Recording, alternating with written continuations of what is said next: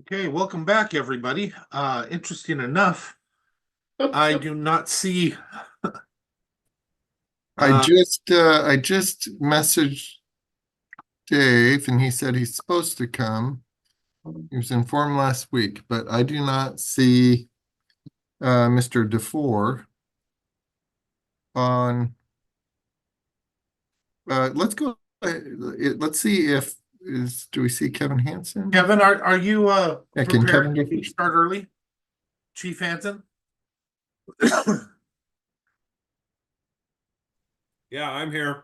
I'm Okay, ready if to you go don't if mind, guys we're are gonna done. go ahead and start early with you, and we'll come back Okay, to the other one. mine's easy. Cool. What you got? Let me turn my video on here so you can see me. There. Okay, so the one I have in front of you today is for a DLC contract renewal. And the DLC has graciously, the state has actually graciously agreed to start paying us for the first and last day of incarceration, which they've never done before. So anyhow, that's they didn't change the daily rate or anything yet. They're working on changing the daily rate, but they have, like I said, agreed to start reimbursing us for the first day they get here and the last day that they stay here, which they have never done. Pretty easy. So A rare bit of good news. Yeah. Yeah, that's good news, which it's a huge impact on us because when we take a DOC violator, normally they're only here for 24 hours and then they get sent into Squally. DOC actually takes them to Squally and they do their hearings over there because they have a hearings team there. And so we don't get anything for it. DOC doesn't pay us a dime for that. what about medical? Will they also be covering their medical in that time? Yeah. Yeah, they're responsible for the medical. So it may turn out better than we thought. Yep. Okay, so Commissioners, you okay with adding this on our next week's agenda? Absolutely. That's cool. Good Yeah. with me. Okay. All right. Well, thanks, guys. Do you guys And have ladies. anything else for the chief? All right, thank you very much. Okay. Have a good day. So Dave just reached out to Mr. DeFour and doesn't look like he's heard back from him yet. Dave, you're on, aren't you? Yeah, I was gonna say before Yeah, that, I'm Dave, here. is there anybody here that we don't know that's here representing the Community Action Council? If so, please unmute yourself. Hi, And- my name's Nikki, and Hi, I'm Nikki. I'm the housing program manager for Community Action Council. Justin got pulled away in an emergency meeting, and so I thought I would come and introduce myself. And I don't know exactly the agenda, so I apologize. Okay. Well, appreciate you coming to introduce yourself. I think the actual purpose was to explain all the services, what you're doing. Mark, Neary, Dave, what was the actual reason for their presentation? Yeah, that was it. It was introduction and kind of go over what Community Action Council, offers to the community, what programs they run, housing, those sorts of things. So yeah, Nikki, I think you would be perfect to take this conversation and kick it off. Give me just a second. Hi, guys. I just brought in $2,000 worth of groceries in my office, so it's a little full. So nice to meet everybody. So Community Action Council has like several different programs. I'm going to start with what I do, and then I'll branch out to like what everyone else does, if that works for everyone. So housing program, obviously with Mason County, has HEN, and HEN is a program that is amazing, and we're very happy to be there with you guys. And I don't know how much everyone on the call knows about HEN, but it's people who have been out on are not able to work and for 3 months for medical reasons, and it could be mental or physical, and they have to qualify through DSHS, and then we get a referral from DSHS that they qualify, and then they get prioritized based on their coordinated entry assessment number. And it could be somebody who's at risk of losing housing too. So we do rapid rehousing, and we also do I can't think of the word right now because I'm on the spot, but we also do the quick helping people that are already houseless. And then we also do FCS, which is Foundation Community Support, and it's basically case management, and we use the local resources to pull in case management. And for that, I'm working on adding a program that is doing education for our clients. So it will be all a client, it would be a community educator, and we're gonna pretty much teach people and give them classes on people who haven't been housed on how to be housed. So how to take care of your house, how to talk to your landlord, what are your landlord rights, teaching them how to write a resume, teaching them how to do applications, or like there's a couple nuances that are kind of newer, like people who have evictions on their record, but it was because of a domestic violence relationship, could now be housed because those evictions don't count anymore after you do a process. So we're working on educating people on how to clean up their credit.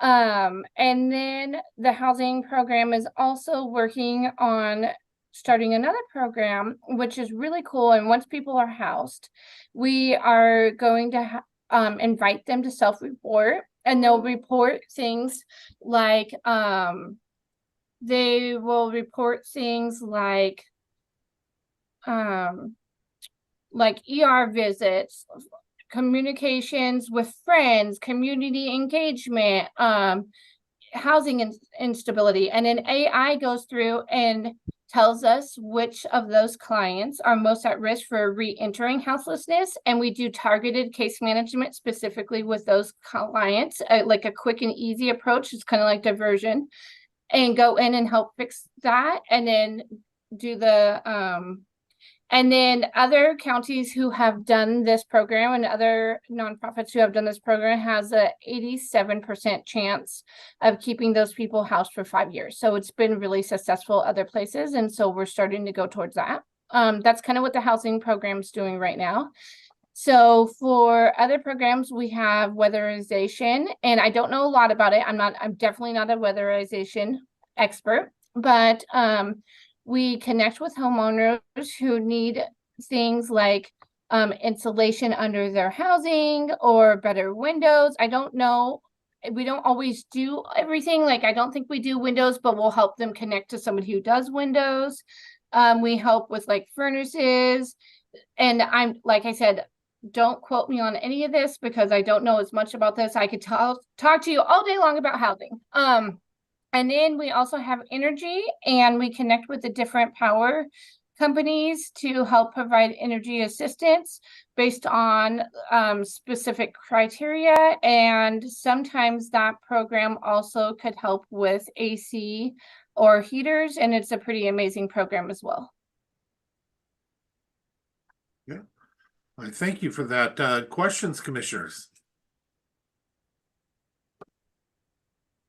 Can't say I have any at the moment. I have a couple.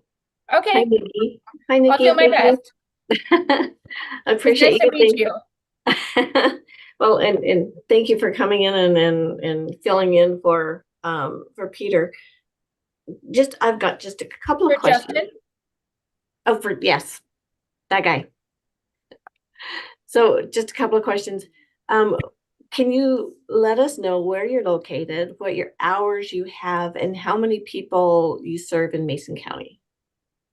I think right now for Mason County, and one way or another for housing, I can't speak to energy because I don't know their numbers or weatherization, and I don't want to pretend. I could only tell you about housing because I know those specific numbers, but we serve about 300 people in housing in one way or another in Mason County. Where I don't have the address on me, and so I apologize, but we're off of Railroad, right in like the first strip in Shelton. And our hours are Monday through Thursday from 7 a.m. to 5:30 a.m. And for Hen, we have gone to 2 walk-in days. So Tuesday and Wednesdays are appointment days, and we stick to those appointments. And then Monday and Thursday are walk-in days. So anyone who needs something for Hen, is picking up essential needs, is like new for referrals, has questions about Hen, they're definitely encouraged to come and visit us on Monday and Thursdays. How much money does the Mason County provide for that program through you? I don't know off the top of my head, because I have seen the numbers recently, but I was just reading another contract and I don't want to misstate that. Any other questions, commissioners? Mark, do you have anything? No, Sharon covered the question I had about just the number of people that were served here in Mason County, and thank you for the additional information about your staff that you have located here within our county. So that's good to know. I just brought down an amazing caseworker for FCS. She was working up here in Thurston County, and she's really experienced. I had an opening for a case manager for FCS, and somebody I would like to expand into doing outreach, and she had a lot of experience. So instead of hiring somebody without experience down there in Thurston County, we moved somebody who has a lot of experience with both Mason County and with the case management. So you got a really strong case manager down there. It's good to hear. Do you interact with our local nonprofits that provide some of the similar services? Yep. So I'm newer. I've been here 12 weeks now, but we just went to the provider party with a purpose, and then we made a lot of connections there. And even before that, we went to like the name by name meeting, and I would like to start having a lot of like more community partners, and I'm connecting with a couple people and working on the overdose awareness days that you have down there. Yeah, Nikki, I wanted to thank you. I saw you there at the provider with a purpose. So wanted to thank you for coming to that meeting as well. Yeah, I saw you as well. It was nice to meet you. Okay, anything further? Dave? No, we are looking at in this coming year, we'll be redoing contracts with everyone. So contracts are kind of up in the air. Contracts, run through the end of the year. So that'll be the next step, is we'll get back into the contract cycle again. When that time comes, I would like to have a better understanding of their inclusion practices there, especially regarding things that are not in the standard of what we considered inclusion today. I'd like to see if there's any of the residual perhaps prejudice against those that are maybe of conservative values and stuff. I want to make sure that everybody is welcome. So if you don't mind, in the future, Dave, I'd like to find out a little more about what their standards are, what questions they're asking. Yeah, I think that's, we need to have that conversation with Justin. Yeah. And look at the direction that Justin is looking to take the organization going forward. And I think we need to look at getting somebody represented from Mason County on the board as well. Yep. I was actually going to mention that. Thanks, Dave. I just didn't want to put Nikki on the spot because she probably, I don't know how much involvement she has with the board side of it, but definitely information that I'm interested in is how does Mason County get some representation on the Community Action Council board so that they can provide more relevant and recent information to the commissioners on a regular basis. Yeah, I think this is a trend that we're going to probably need to see with all of our nonprofits is some reporting back to the funders on the programs, what's been done, how the funding is spent, and how, where we're actually moving the needle.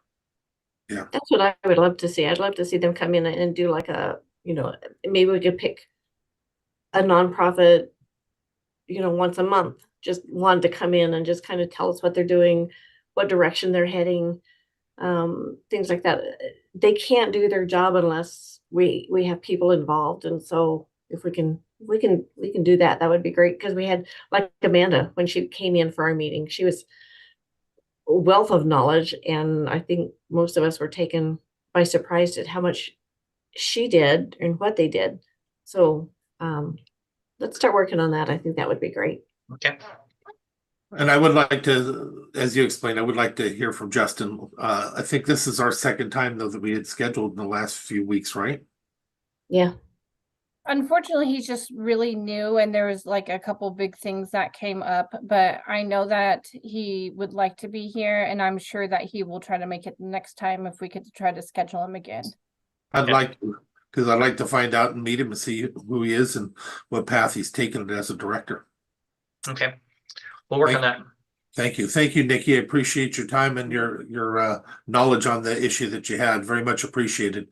Please understand there's so many different things going on. My questions on that were not directed at you. They're directed at Dave. Yeah. So, commissioners, anything else on that? Dave, what else you got for us? Well, I come back on the schedule later, but we can jump into it now because I think Ian is here if you'd like. I think that we've actually got community development up first, so. Okay. Yeah, Melissa, Yep. let's keep the schedule if you don't mind, Commissioner.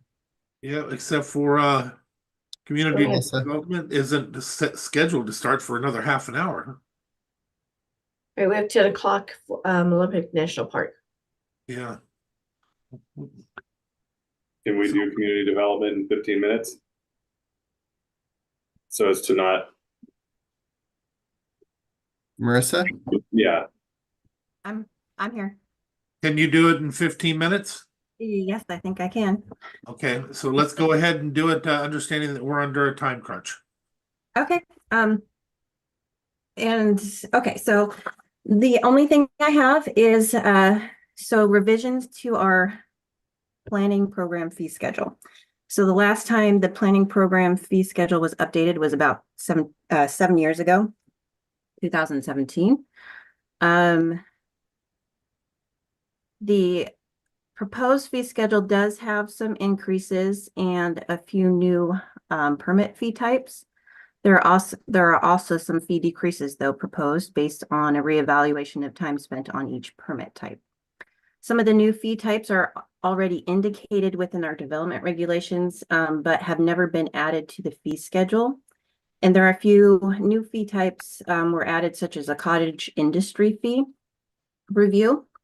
And this is basically, we get a lot of people who call in about businesses that they're uncertain if they meet the cottage industry exception. And what this would do would be a review on cases that we aren't sure unless we have more information and do a more thorough review. In the cottage industry, the review would also help down the line to make sure we're not having to go and do enforcement on businesses that are not meeting that cottage industry standard, such as they're creating more traffic than the 10% allowance. They have more employees than allowed for cottage industry. They're not meeting the aesthetic part of the code for cottage industry, those types of things. So this would give an extra level of review because sometimes you don't get all that information over the phone, right? And deter from enforcement down the line. So that was a new fee, review fee proposed. And how much is that? That fee? is, let me see, I've got it right in front of me, 1 second. I think it was 300. I believe it said 200 Oh, proposed. 200. Yep, 200. So that's 200. And then like I said, last time it was updated was 7 years ago. When we were updating this, I had each planner that is responsible, like our planner that does subdivision review, the planners that do a lot of the environmental review, go back and look at their cases and see how much time it's actually taking them to review each permit type, and came back with an average for that. And that's what we use to kind of reevaluate what we were charging. And And we I were, wanna say, Krista, I appreciate that. That is highly appreciated from this commissioner. And looking at the head shaking, that's highly appreciated from all.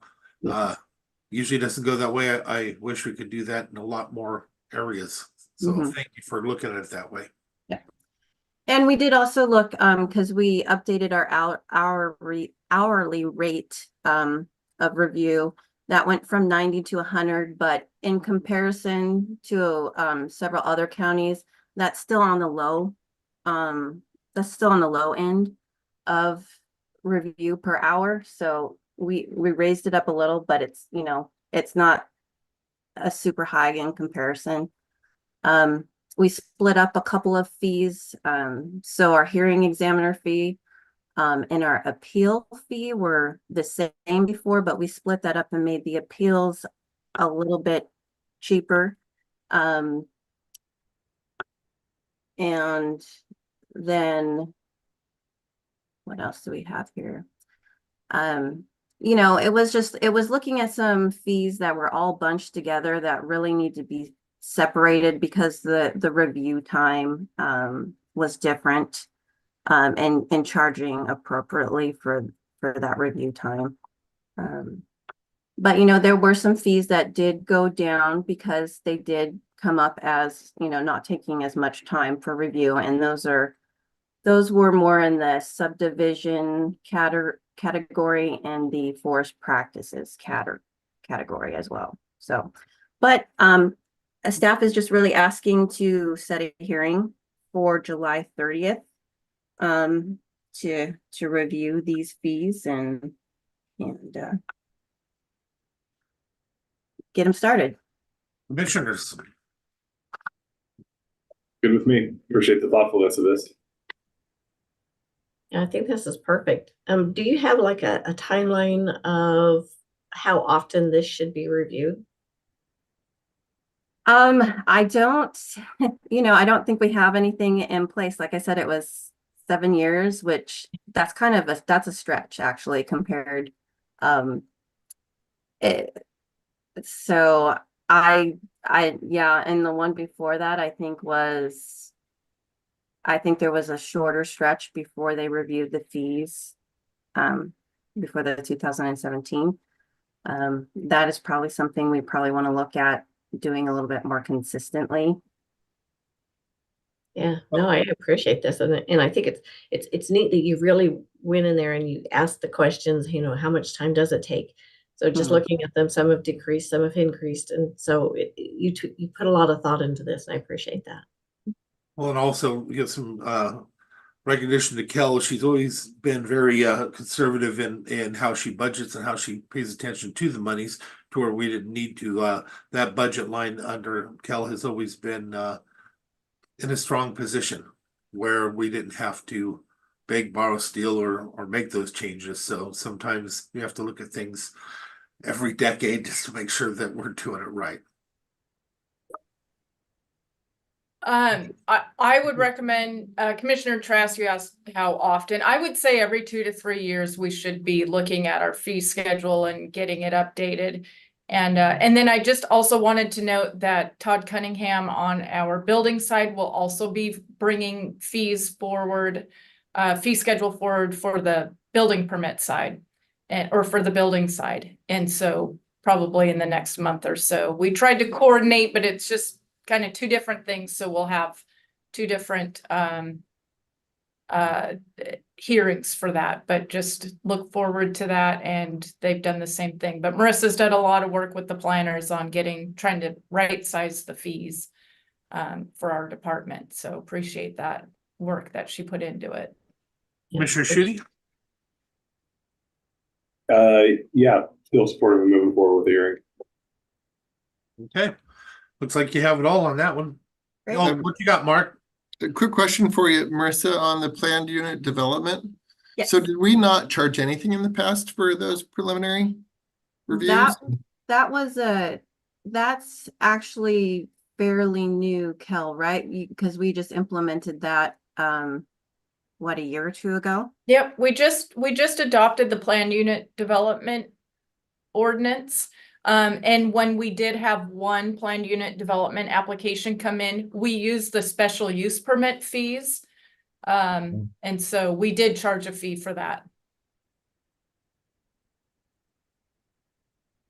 Yeah, those must be quite labor intensive. Yes. What else you got, Mark? That was it. That's the one thing that I Okay. saw that was new that I kind of thought, oh. Sounds Interesting. like we have agreement on the hearing. So what else you got, Kell?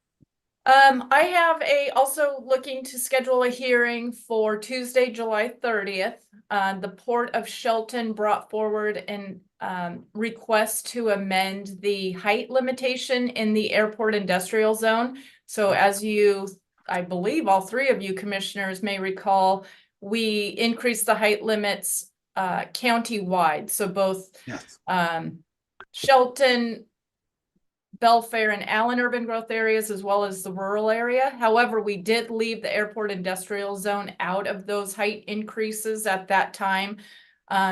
Just because they have a unique situation with the FAA Yes. and their airport overlay zone. And so now the Port of Shelton has brought forward this amendment. It's in coordination with the FAA, and of course would coordinate any future development would be in compliance with those rules. And this did go to the Planning Commission. They recommended approval to the board. And so this request is to set the public hearing for Tuesday, July 30th. Commissioner Shooty, Good with me. Commissioner Trask, Yeah, looks great. same here. All right. And that's it for community development. Hey, does anybody have anything for Kell? I have one. I didn't see the application. How many openings do we have on the planning commission? I saw that we had a community member, Randy Lewis, apply. How many? We do have one vacant seat. Okay. When will we have that in front of us? I will coordinate with Mackenzie and get something set up. Okay. And let me, we haven't had any other applications of this whole time, right? Not at this time. That's what I thought. Commissioners, just to ask you straight out, we all know who he is, and he was an actuator. Anybody interested in just appointing on that one? I would be okay with it because we've interviewed him over and over again with different stuff. I think a planning commission is a good location for a guy that does that kind of work. Yeah, no, I think he would be a good fit. Mr. Shooty, are you good with just go ahead and getting him on an agenda to appoint? Sure. Okay. There you go, Kell. So if you don't mind, just go ahead and put him on agenda. We've interviewed him a few times over the years, so Okay. we know who he is. Let's go ahead and make that one happen. Thank you. Anything else for Kell? All right. Thank you, Kell. Yep, thanks. And you did it, by the way, with 2 minutes to spare. All right, so thank you. Next up, we're going to go with Olympic National Park, Sula Jacobs. Did I say your name right? There you go. My name correctly. We're learning the technology from the commission room. That's all good. Welcome to our home. Thank you. We're very happy to be here. Do you want me to dive right in, or did you Yeah. want to? Okay, excellent. Hi, I'm Sula Jacobs. I'm the fairly new superintendent at Olympic National Park. I'm just rounding 2 years, but last year was a very, very hard year. So I'm just going to not count it as a year. It's also what I'm going to do from all future birthdays that I don't like. So I highly recommend it. And with me is Kevin. Kevin, do you want to introduce yourself? Hi, my name is Kevin Killian. I'm the Deputy Superintendent at Olympic National Park. I have been there for a year this early August.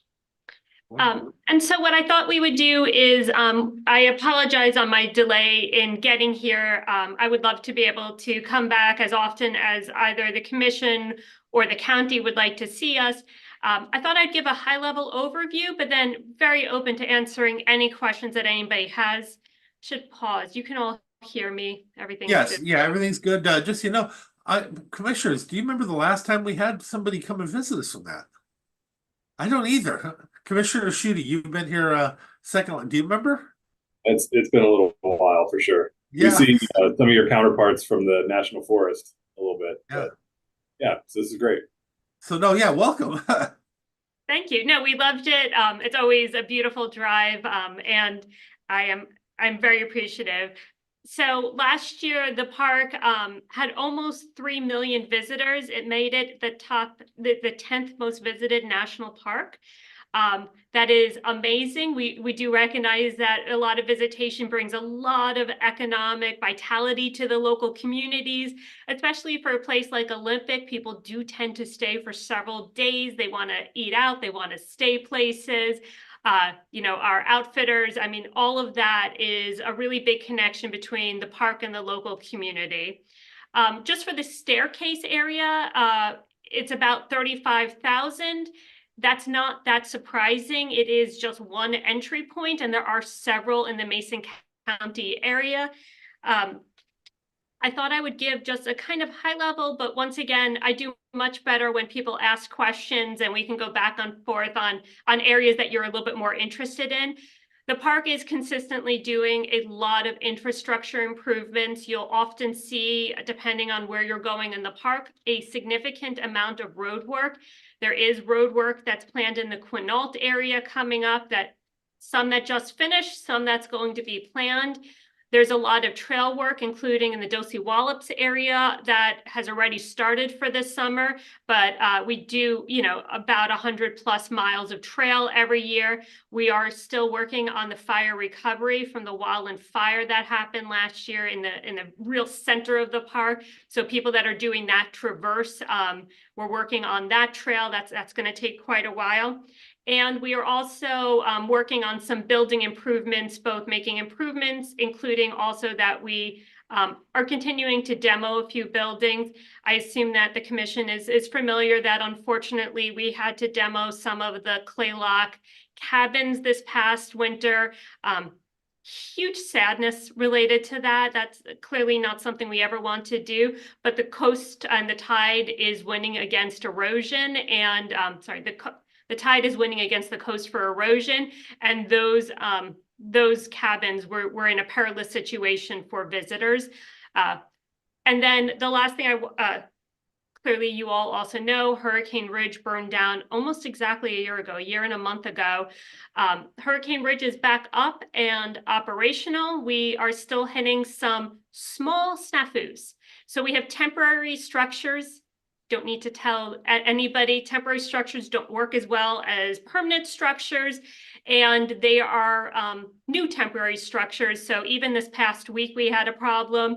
We have the world's best maintenance team. They were able to solve it quite quickly, but it is still a lot of temporary structures in place. We can certainly talk about Hurricane Ridge or any questions related to that. And then the last thing I wanted to mention was, clearly, I think a lot of us have concerns about wildland fire season. Last year, the park had the biggest fire within its boundary that it has ever had. We have an amazing fire team. It is actually an interagency fire team with both the Forest Service and Fish and Wildlife.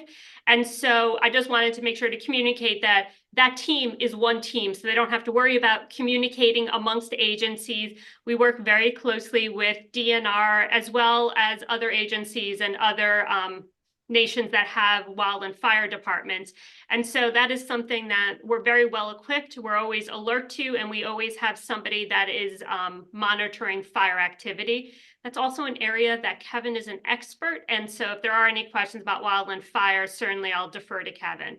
But those were the tremendously high level things I thought you all would know about. And if you had any questions or concerns or wanted any more information, we'd really both be very happy to answer any questions. I'll pause. Thank you. Kevin, did I forget anything that you want to mention? You did not, thank you. All right, let's start with that district, Kevin. Yeah, just appreciate you making yourselves available this morning. I know that this is obviously a busy time of year for you all in the Park Service. And so I don't have any specific questions, but it's nice to know if I do, who I can reach out to. And so I'm just look forward to continuing to build the partnership between the Park Service and the county. So appreciate everything. Commissioner Trask. Yeah, I really appreciate you coming in and I mean, actually coming in. I think that's cool. But I would love to meet with you after our meetings and then sometime out in the field. That's, that's where I'm more of a visual, hands-on type of person. And so just getting out there and meeting you and actually, well, just really meeting you. But, I don't think that, and I'm sure that everybody does, but some of the Soul Duck is one of my favorite places to go. Staircase is one of my favorite places to hike. And so people need to really, well, I do. I appreciate what you guys do by keeping the trails easily accessible and I mean you don't have to jump over too many large trees getting through there. So appreciate you guys coming in and just appreciate everything that you guys do. So please pass on that message to those that take care of everything for us so that we can enjoy the beauty of Mason County and our Olympic forests. Thank you. And that's for myself. I appreciate you coming on as well. As you noticed, it has been quite a while, so long that we don't remember when, if it happened. With that, I have a question for you. What is your guys' role when it comes to the steel bridge? What bridge? The steel bridge, the high steel bridge that we use to get out there to your area. You guys play any role on that? I think that's Forest Service. Yeah, I was Yeah. about to say, I don't know what, it's so, I have learned that there's a lot of different ways people refer to the same thing. I don't know what you're talking about, which hopefully means that it's in the Forest Service land. Are you It saying is. steel, like the kind of metal? Yeah, it's a giant, one of the highest bridges in the whole region. I was just curious if you guys played any role at all in there because we have such a issue with tagging and stuff out there, and would like to find a way to team up with all the different entities. You probably have the same out in your region as well. I'd like to find a way to work together with the different entities to see if we can do something to help them, help stop that from happening all over. So please give that some consideration in your area. If you don't mind, when you're reaching out to reach out to the force, and let's see if we can find some way to do something to stop that bad misuse. And if you have other things that you see though that you think we should be partnering up on, if you're going to come around, let's talk. Let's look at ways to do some of this stuff. Well, I don't need a lot of, I need a very small excuse to ever visit Staircase. I love it out there.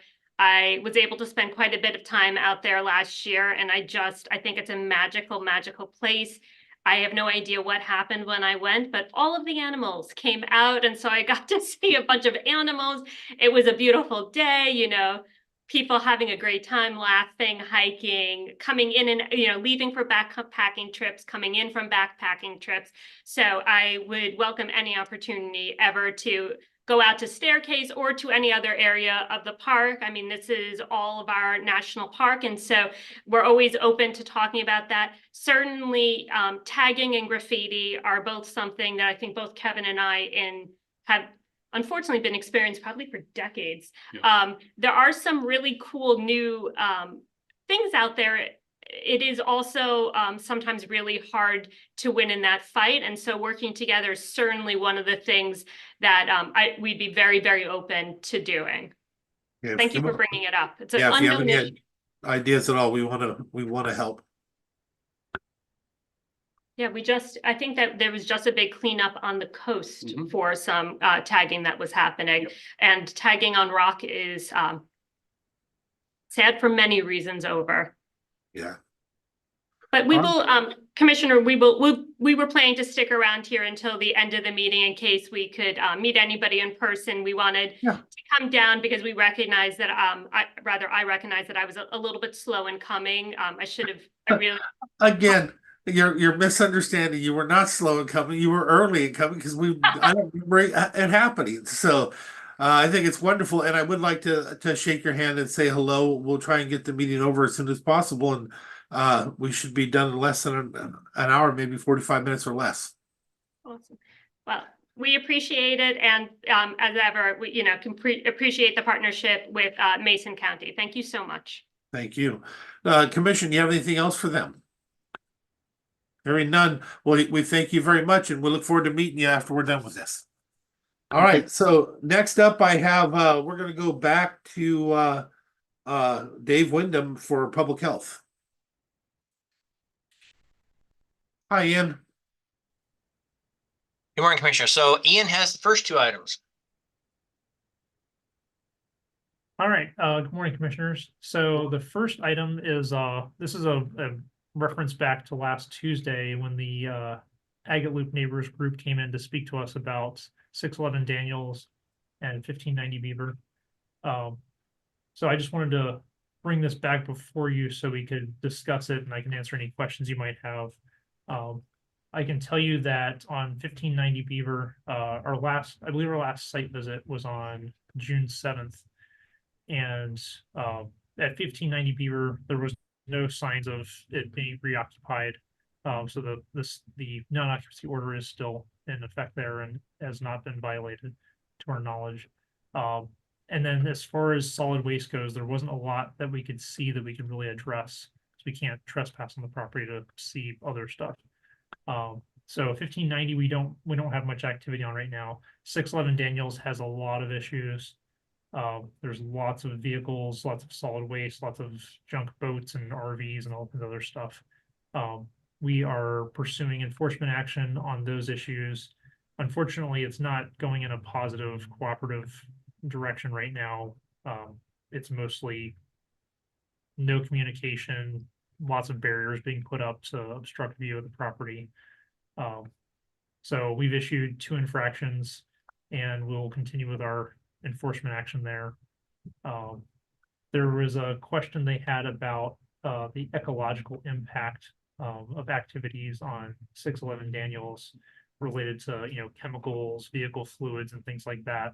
That is within the jurisdiction of the Department of Ecology.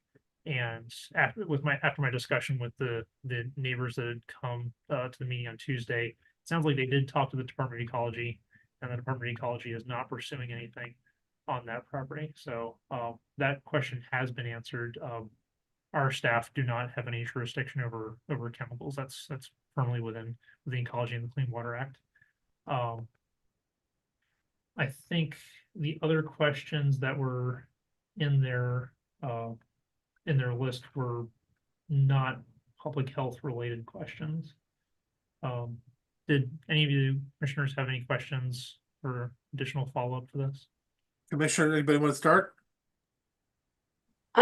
Just real quick, how's your communication like with the sheriff's office and with others that are also working on other issues like public works and things like that? Because I know that there was a concern about a road being built, and I know that there are other legal issues as well. But how's your communication with them? It's our communication is good. Whenever we have an issue, we coordinate with them. With 611 Daniels, I don't want to misspeak. I think 611 Daniels might be one that we had them meet us out there on. We when we need them there to support us, they're responsive, and the sheriff's department will be out there to support us on cases where it's needed. I know that the sheriff's department has resource limitations when it comes to vehicles in the right of way. That's one of the prime interactions I know they've had out there.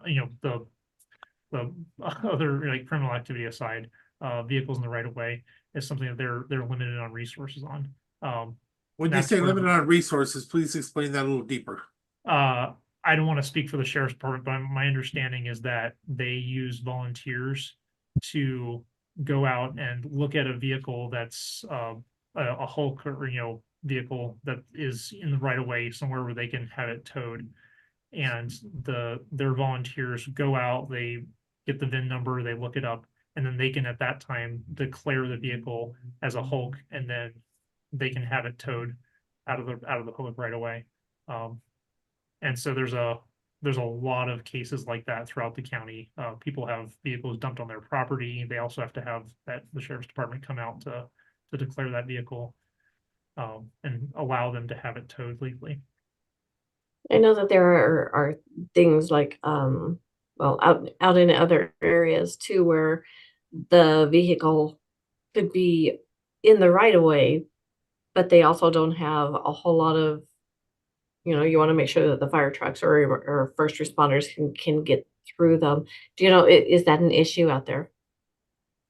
I don't know if that's an issue right now. I think most of the obstruction issues are taken care of, and that's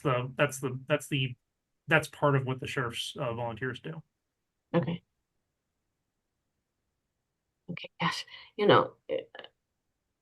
I would like us to take out a good look also. Again, I know we started this on code enforcement.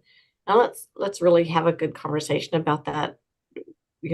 I'd love to hear what you really need. One of these days, let's sit down and really talk about a path forward. See if we can start working on our side of the issues, if you know what I mean. Yeah, Dave and I have done a lot of research into that. I don't know, it's a complicated topic. I don't know if you want to get into that right now, Yeah. but we've done a lot of not research right. on that, and it's not a rosy outlook. Yeah, let's not right now, but Okay. let's not this week either. So let's sit down and talk. Okay. And see what we can do. Hi, Mark. Hey, Mark. I have a quick update for you on that. Mary and I actually met with Kell last week, just kind of talking about the future of development services and how that looks. And one of the topics that we discussed was code enforcement. And so the different areas of code enforcement with planning, building permits and environmental health, and how really those are three distinct areas that have very special requirements, skill sets that are necessary to really understand that, and where we have resources for current code enforcement under planning and environmental health, we may not have resources under the building permitting side. And so that's the challenge that we're kind of looking at and talking with her about when we look at the structure of development services. How can we create a team that really does code enforcement, and that team obviously works from all three of those components: planning, building, and environmental health. Right. Yeah. I think this is a conversation that we need to dig into. Mary, did you have anything to add to that? Good conversation. Issues, and they're really hard for you all to intervene on, as well as hard for the neighbors to, understand the process and have to live with that every day. And I recognize how difficult that is, but we have to keep making progress on it. I got another call over the weekend for not a specific parcel, but essentially 4 miles worth of parcels on Cliff Fallen Road that are in similar situations. And so, I mean, it's some of this stuff is hidden from public view, but in these instances where it becomes very visible, we have a responsibility to engage with those property owners and try to make progress on getting them cleaned up. And so I know that Commissioner Trask is working on this with you all, and hopefully there will be some recommendations that maybe come back in front of the commission on how we can better support everybody who's involved in the code enforcement process in the county. Yeah, so as Commissioner Trask was talking about, we have to get together, we have to start looking at the actions. Even if we did nothing more than I'm not a guy for creating the rules, but we've got to start doing something. We need to start putting together some infractions or something that maybe they don't go through the court. Maybe it's a ticket. I don't know. But we have to start picking off the low-hanging fruit at the very minimum. And if we get code enforcement that has to be multimodal and understanding different areas, they still have to be able to pick off the low-hanging fruit. And at least we're starting to do some of this stuff. I really hope that we see that soon. Okay, does anybody do you have anything else for us, Dave? have- So Ian has another one and I have another one, so. Okay, The next item I have is the draft bylaws for the Clean Water District Advisory Committee. The committee in a collaborative approach came together along with all the partners and developed these draft bylaws. And they're for you today. See what you think, and if you approve it, we're requesting that it goes to action agenda to have the chair sign. Commissioner Shooty, you good with that?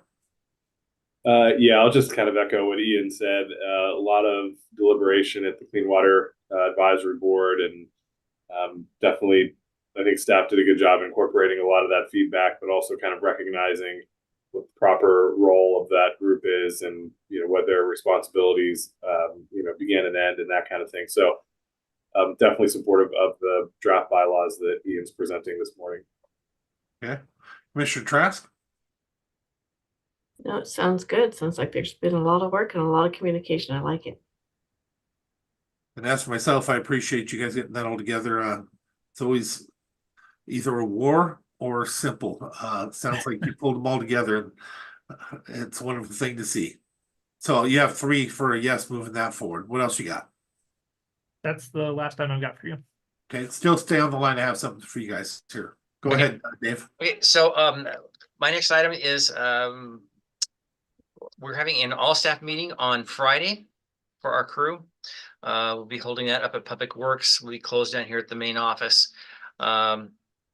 It's we try to do these at least once a year, twice a year is better. We're going to be going over a lot of things like First Amendment audits, that kind of thing that staff needs to be updated on. And then at 3 o'clock, we're going to be going over to the new building and doing a walkthrough of the new building up there across from Olympic Middle School and next to the hospital. Wonderful.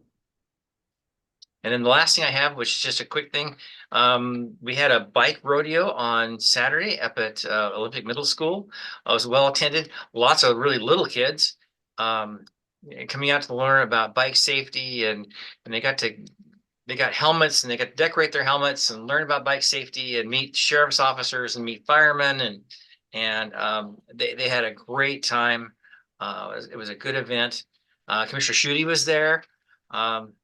Hanging out with us, and just a lot of fun. We're going to look at doing something like that up in Belfair as well. Sounds fun. It really does. All right. Anybody have anything else? Anything for Dave? Sharon? No? Nope, nothing. Kevin? Okay, I have something for you guys. I attended, first of all, on the things that we're looking at when you go there to follow through on the Daniels Road and stuff. If you could see something, that should give you the ability to go forward and go into there where you can see more, I would hope. That's not trespassing if you have probable cause and the ability to get in there, right? Well, no. Yeah, it's not quite the same as that. It's not like the sheriff's department hearing a scream and going on. I'll give you an example. So if we have there's a stream running through that property, and if they have high bacteria levels coming off of the stream, and we're able to bracket sample it, and we're able to say there's some kind of pollution source going on here, we could then approach the prosecutor's office, and we could go to court and get a court order to give us access to the property, if a judge would support it, and use that evidence to try to get a court order to go on and do an inspection to discover what the source of the pollution is. I can understand that one. But there's no point at which the scream, like with the sheriff's department, there's no point at which the scream would allow us to go on it, which for us would be the high water samples. The high water samples don't give us the ability to go on. We need the court order to go on. No, I understand that one. I thought you were talking about some of the other things that they were seeing that you couldn't go further on to see. But no, we can see stuff, and we've issued 2 infractions. Okay. Already. We're taking enforcement action. We're moving forward with those things. But like on the sewage standpoint, we have no evidence directly of any kind of sewage issue on the property. So that's something that we're not allowed to, or not able to pursue at this time. Understandable. The other thing I had is I went and visited a new store that's on Pickering Road. Fantastic little place. They just opened up.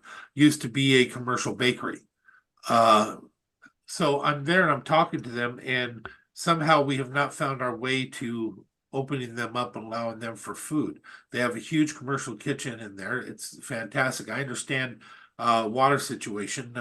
It used to be a Class A, but now it fell out of that. Can you guys please take a look and see what you can do to try and help them? That commercial kitchen is incredible what they have, and they can't even, make burritos or sort of some of the simpler things. Would you mind just taking a look, pulling that together and seeing what all the options are? It's easy to say we can't do something. Can we try and find a way where they can get around it other than spending $25,000-$30,000 for this new type of well upgrade on one that used to be Class A, or perhaps trying to run a whole new line in there from a PUD line? There's got to be some way to do it.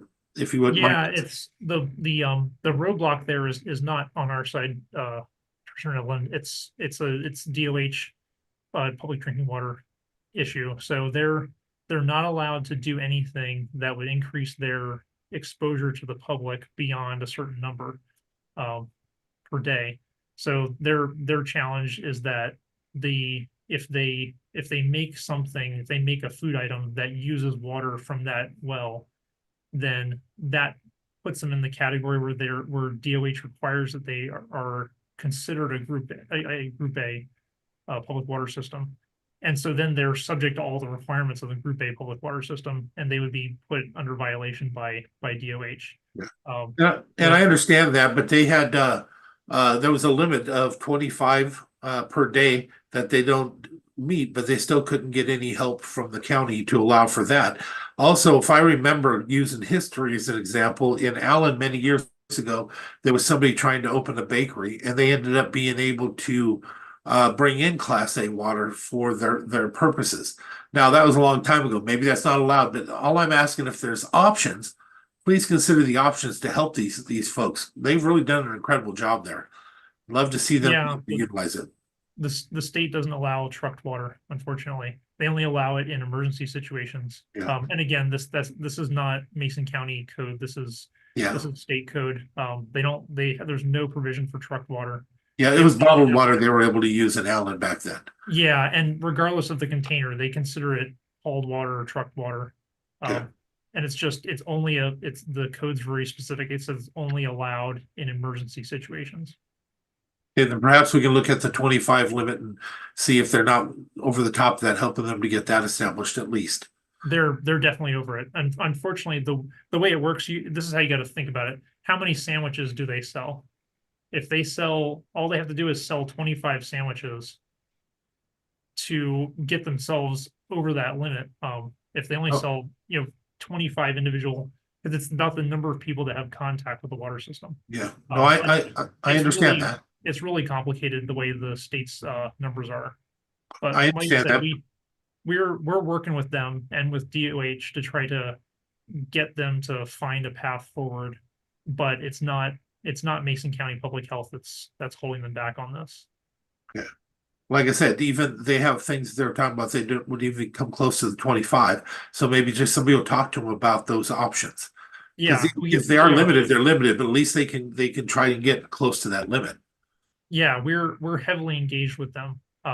What DOH has said is that they can't, the only water contact, the only people that can have contact with that water system are their own employees.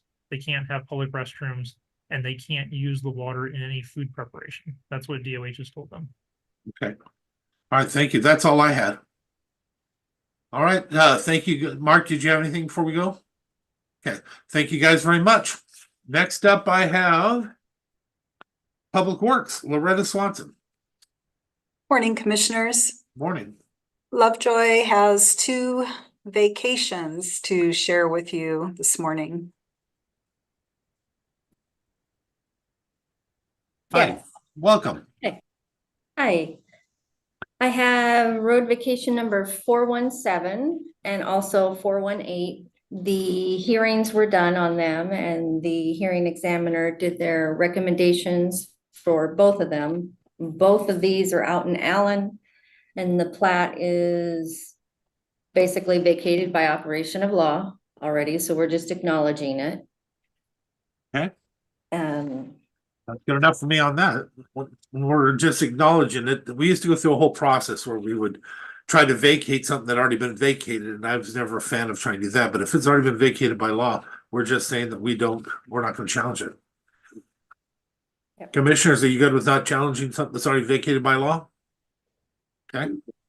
Yep. What else you got next? That's it. There's two of them, there's 417 and 418. And they're both already vacated by law. Correct. Thank you. All right, what else you got? Laura? I think Mike stepped away for a moment, commissioners, but there was a question from a constituent about our grinding, our milling that's going on right now in terms for pavement preservation. And I'm not sure, Mike, are you on? We just wanted to share some information for the public about how we go about that and why you would see some grinding on the side of the road. Yeah, maybe Well, not. that's okay. Commissioner, do you have any questions of why they do the grinding on the side of the road? I don't. Not why they do the grinding, but where the materials go after it's been in the ground. Yeah, so we had some folks seeing the grinding on the side of the road and some in a couple of locations on the back side of the ditch. And the question was this standard practice? And yes, it is standard practice. In some locations, we had actually collected and kind of stockpiled some of the grinding, and the nearby neighbors were picking that up and relocating it to their driveways and making use of it. And then we did also have an individual who did not like where the grinding was located on the back side of the ditch, and we will be out there to remove that. So I'm just curious, can we take that grindings? I never ever did once it crossed my mind because I could have used it a million times. Is that actually okay? yeah, and so certainly people have come out and said, hey, what are you doing with that? Can we haul that off? And so, yes. Wow. Yeah. Pretty cool, actually. Yeah, it is. Yeah, and especially for those of us that have to maintain our own roads. Right. Yeah. Yeah. Okay, what else you got for us, Loretta? I think that is about it for this morning, commissioners. Okay, commissioners, do you have anything for Loretta? Okay, Loretta, the bridge going over to Harstein, are we still doing anything else with it, or are we leaving it like that? No, we are doing some additional deck work. Oh, there's Mike. Hi, Mike. Yeah. There's still crack sealing has to be done with that. Our long-term plan is that we're going to continue to monitor it. If it continues there, that we have a backup plan to put an overlay on it. Put a waterproof membrane down and then put a thin overlay of asphalt on there. That would seal it up. But at this point in time, we're just kind of monitoring, see what the cracking is going to do, if it's going to stop or continue. I know we had all those complaints of how rough it was going across it. I found it to be pretty darn good shape. I was just wondering if we were going to do any type of sealing though, so it doesn't keep cracking up. That's what was more my concern. Yep, that is exactly what we're going to do, is crack seal it. Yep. Yeah, you can sure see all the work that went into smoothing that out though. It is so obvious on that bridge. It's a million points of contact. It's that was a lot. There's a lot of work.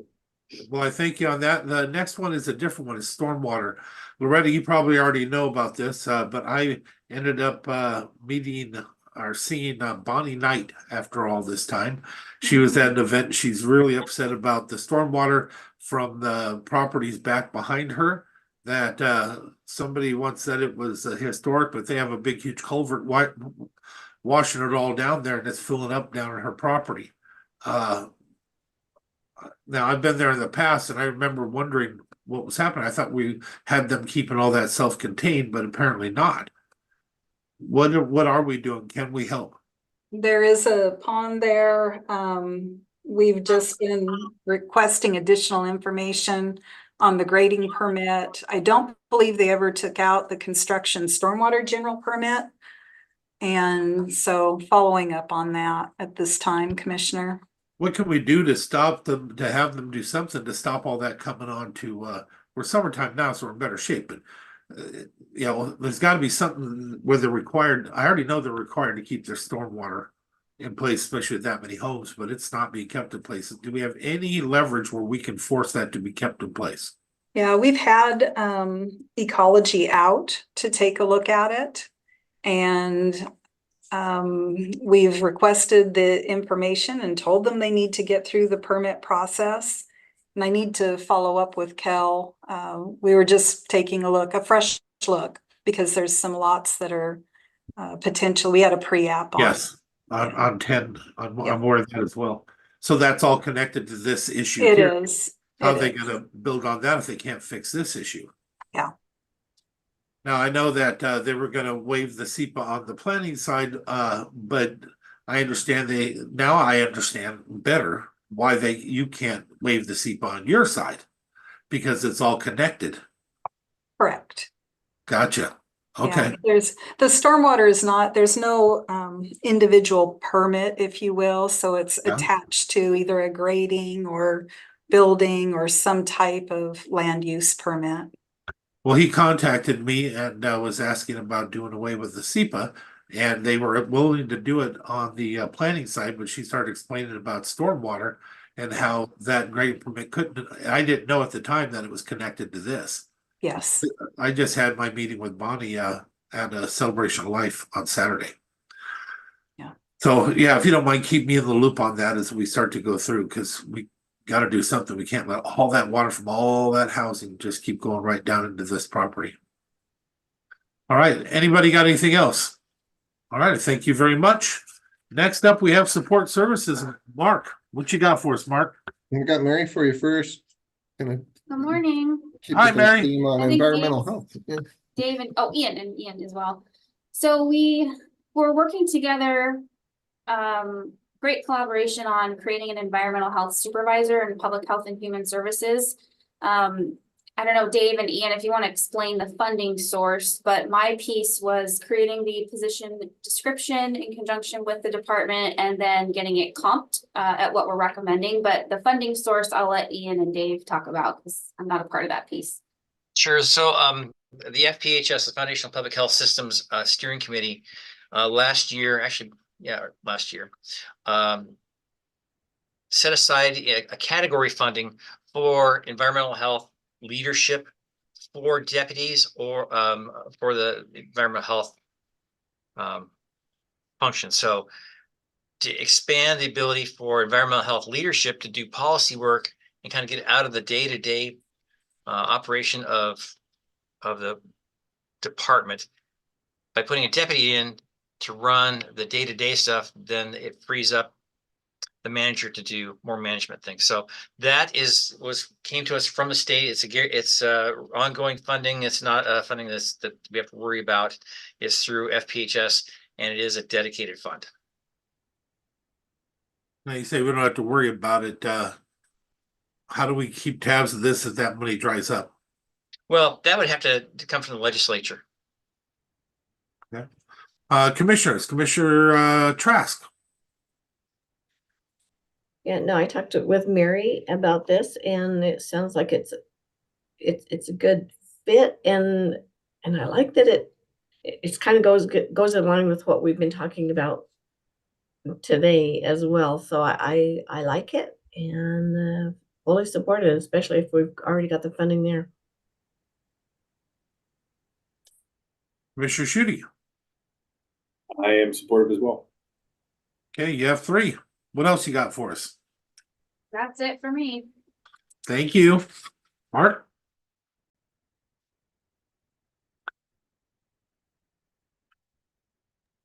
Mary, were you going to talk about non-rep?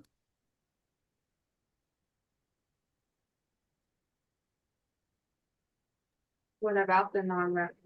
I just saw that was part of the position description. The scale? Yeah. Yeah, those are my attachments. Gotcha. Mr. Frazier, are you on here? There he is. There he is. Hi, Kelly. Good morning, all. So what I got in front of you today is the jail elevator. The jail elevator is a hydraulic elevator, and the hydraulic pump has went out on the elevator. Excuse me. It is the original hydraulic pump since 1985.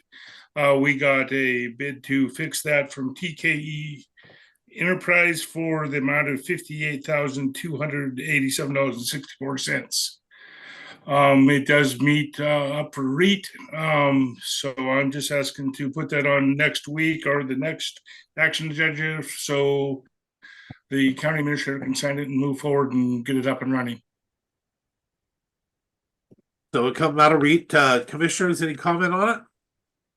No, all good with me. So Kelly, you said that it was original. That is the original Might be a little hydraulic pump, and there's a valve in there that also they're going to replace the valves and everything in there at one time when they do it. With that upgrade, it will, knock on wood, hopefully get us to when we do a remodel of the courthouse and add floors potentially, that will be able, we won't have to do that expense. Say eventually. Say again, please, Sharon. I was just wondering if this was something that we could cover with a grant. It wouldn't be on the courthouse grant because it's not on the courthouse, it's actually on the jail. But yeah, I mean, I can definitely look out there, see, or talk to some people, see if there's something out there. I mean, I've never done that for that, but yeah. Well, I'm wondering, when does our grant writer, when does she begin? When does she start? The 17th? Is that right? The 1st of July. The 1st of July. Okay. The day that it's due. That's kind of close. Well, and hopefully next year, when we potentially start working some remodel on the courthouse, we can definitely go after a lot of grant on the courthouse then. Yeah, let's keep this one in mind, because they keep bugging me saying, hey, because our courthouse is so amazing that maybe we can get a lot of it paid for through the grants. Yeah, that's exciting. Yeah, absolutely. So are you okay with moving forward with this through REIT though right now? Oh yeah, for sure. Okay. As am I. Eventually we have to keep asking ourselves at what point replacement, but and I think we come after that next year or whatever. We did get some proposals. Me and Mark and Diane and all went to a Zoom meeting with them with exactly what they're saying is at what point in time do we just redo the whole elevator systems? Yeah. And get back into the, the 20-year lifespan and. Yep. But you're doing an incredible job with what you have, Kelly. Just know we appreciate it. And I do believe that we have to do this now because there isn't any other choice, right? There is no other choice. So walk stairs. Yep, you have 3. Thank you. Yep. What else you got, Mark? Just to add a little bit to that, Kelly and I did meet with the elevator company to kind of talk about the health of this elevator system, and some of the challenges that we've had with both elevators that are either within the courthouse or adjoining to the courthouse. Definitely have heard a lot from our Superior Court judges to talk about how they can move through the building in a way that is more secure and keeps them out of the public areas when they're traversing. I think that it's definitely work that we would need to do and maybe covered under future grants for historic preservation, because that would be on the courthouse side. So where we'd be actually having to create another stop on a floor. The meeting with the TKE was very informative for me because, to be honest, I didn't know a lot about elevators, and they explained to us the different components that are within the elevator, and the fact that we actually can change them out at a time. So the investment that we're doing here is not a wasted investment. This could be reutilized as they go in and replace other elements of that elevator system. So that felt good, that it's not like we're just doing a $60,000 patch on something that we're going to have to replace everything in the future for. This actually would work on any. This is work that needs to be done, but it will last beyond like the actual car that you ride in. That needs some updates also, but we could do that when we do the remodel. All right, anything else on that, Mark? Nope, just Board of Equalization. Okay. Becky? Good morning. Hi, Becky. Yes, we have Board of Equalization membership, a reappointment consideration. Cheryl Williams has served on the Board of Equalization for over 2 years. She's a very valuable member on the board, and she's currently our chair. So I'm asking the commissioners to consider reappointment of her for another 3-year term, and to place this item on the next action agenda. I'm comfortable with that. Commissioners? Good with me. Absolutely. All right, you have 3. Let's get her reappointed. Thank you. All right, that's all we had for our formal presentation to you today. Okay. Any other items that you guys would like to talk about with me? Commissioner Schutte, do you have anything you want to bring on? Not from Mark. Nope. Okay. Commissioner Trask? You're still muted. Oh, man, not with Mark, but I would like to talk about our bylaws before I go to the meeting on Wednesday. Okay. So we thank you, Mark. We're going to go ahead and move into our commissioner discussions. Who wants to go first? I'll go first. Did you guys have a chance and opportunity to take a look at the proposed bylaws and their changes? Yeah. And if so, did you have any suggestions or concerns or anything about the changes? Well, I think definitely. Oh, go ahead. I'm sorry. No, go ahead, Kevin. I was going to say definitely some concerns. I mean, I think in the conversation that we had last week with Commissioner Zayas and Derek, I think the big concern is, that I'm not sure what we want to get out of these changes. It is a diversion from where we have been as an association in the past. And I think the chief concern is, the association has lost King County.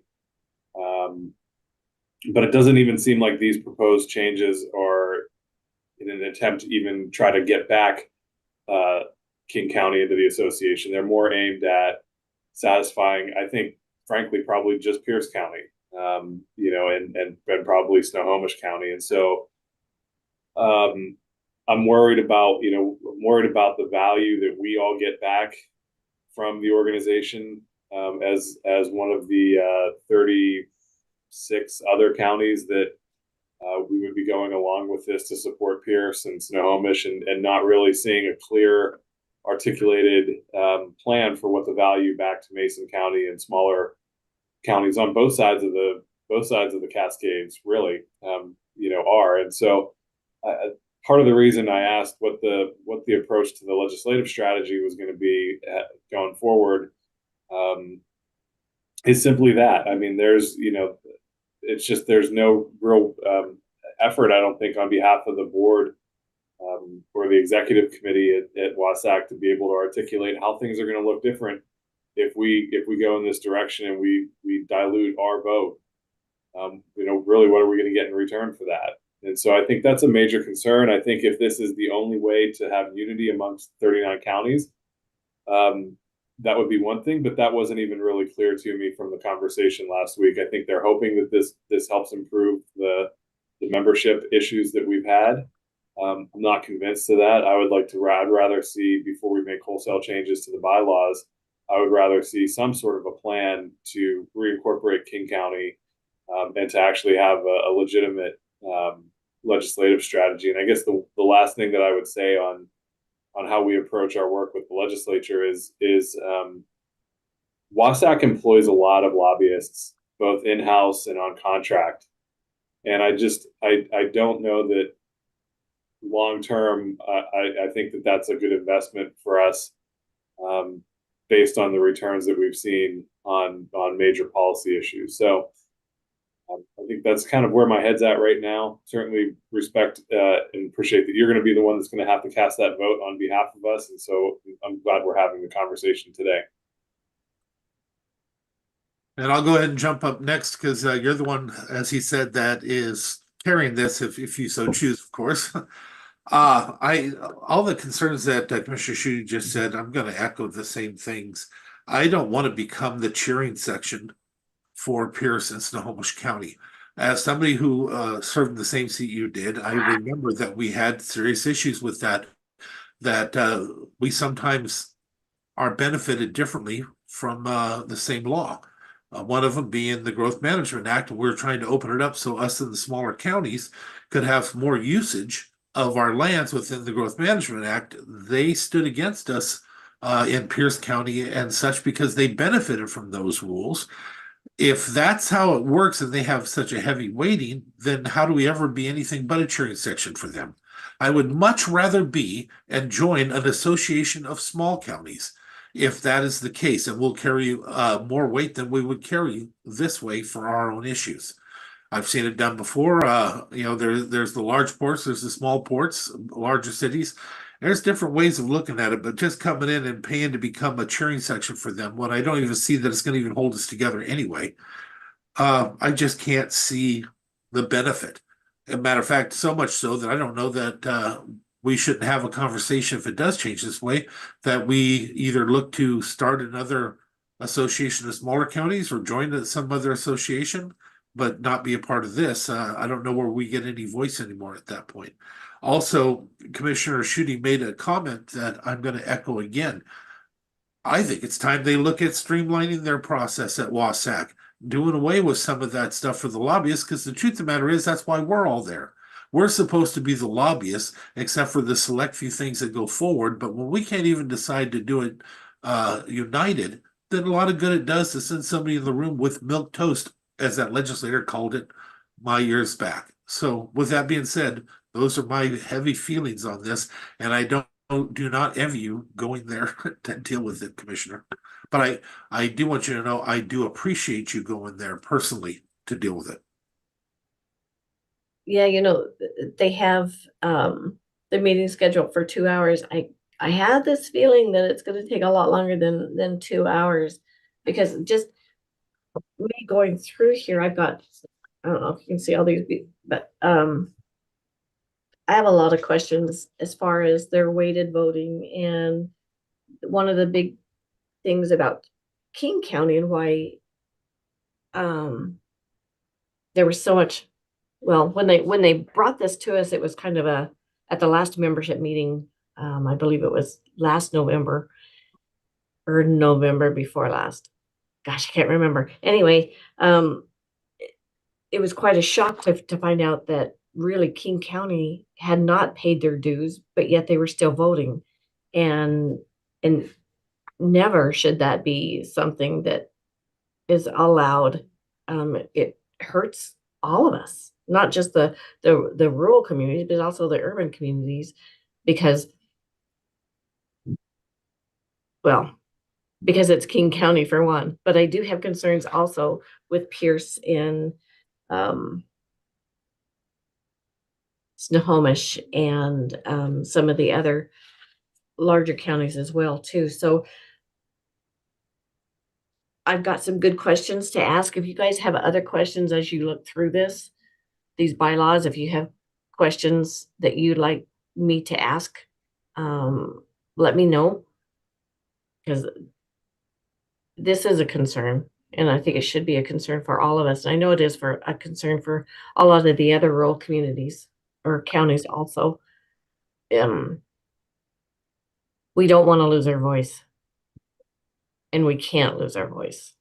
So if it's more of a benefit for us to break ties and move on, then that's fine too. I think a united voice is strong, but only if there's not those in the room that are, as you said, making it kind of milky. So it'll be fun. It'll be a day of travel and discussion, I guess. How are you at the moment? How are you leaning towards voting? At the moment, I'm not comfortable with the way that they have some of the words. And so if they're not willing to change the words, they may not have a Mason County vote just because of I'm afraid that the rural counties are going to lose their voice more and more if we go this direction. They have the weighted voting, and the weighted voting kind of concerns me because if you read in here, well, I don't know, how do you want me to go into this? Because if you read in here, they're talking about active members and designated members, and then they're not talking about their dues. So if they're paid by November, then they can vote, but we vote on a lot of things before then. So how are those votes accounted for? So there's a lot of questions in my mind as far as moving forward. Mark, if you could take a look at it also, that would be great. Yeah, Commissioner Sheedy, do you have a preference of what you'd like to see? I think if I were going there to vote, I would vote no at the moment. Okay. Commissioner Trask, I'm going to say the same thing. The way it's structured, if I was the voting member, I would be voting no. I just don't see a way to. There's no way to fix this one from what they're doing. I just don't see, no matter what words they use, it'll still accomplish the same thing. And I would rather see a no vote. But you're the one on there. Yeah, well, I started an argument before, so I'm ready to continue that argument. As I was saying earlier, if it goes that way, I'd like to come back and have a conversation of why would we be paying into that, and would we be better off looking for another option? Because no matter what, it's not like they're taking our personal issues. They got a few that they'll finally agree on and take it forward. Those issues will still be the same. Yeah, well, definitely having a voice there, a strong voice.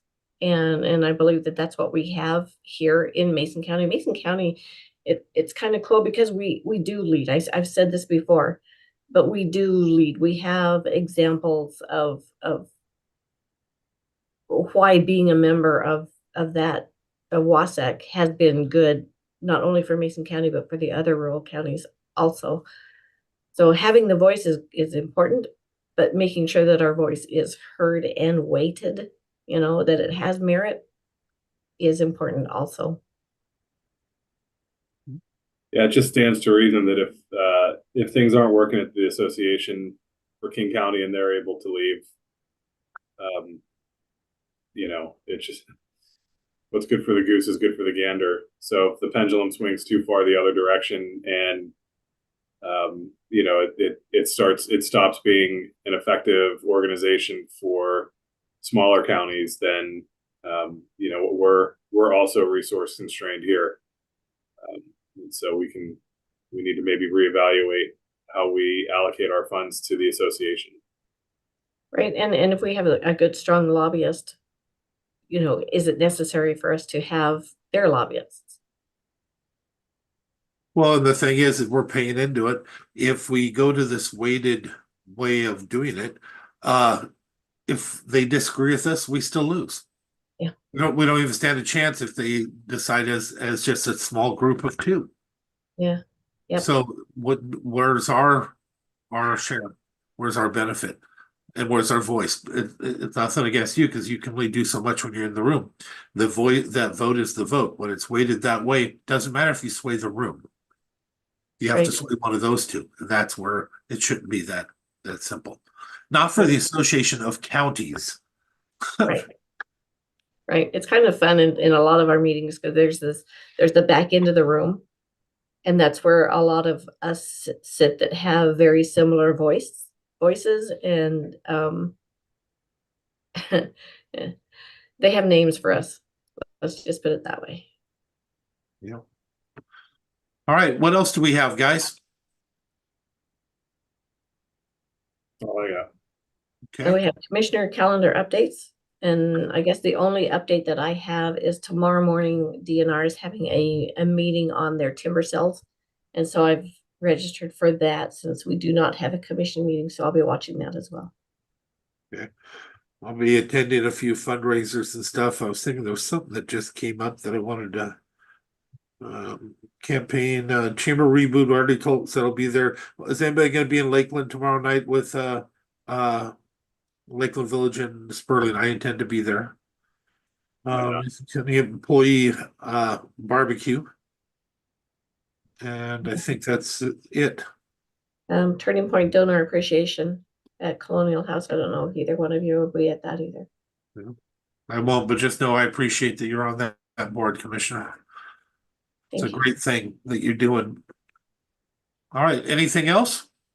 Then I will entertain a motion to adjourn. So moved. Second. Hearing no objection, we are adjourned. Have a beautiful day, everybody. See you next week.